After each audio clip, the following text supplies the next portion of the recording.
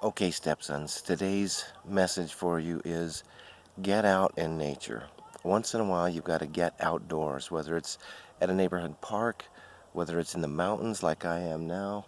You can see the beautiful scenery behind me and around me is gorgeous.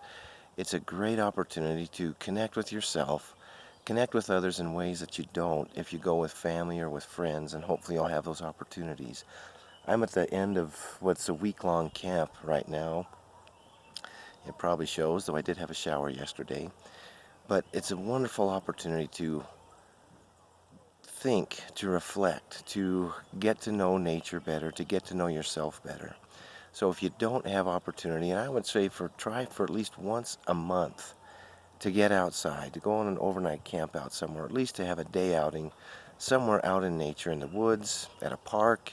If you live in a city somewhere, find some kind of a community park that you can go to and get out in the nature. All right? You'll be better off if you do it regularly. And so that's the message from your stepdad today. All right? Make sure you do it.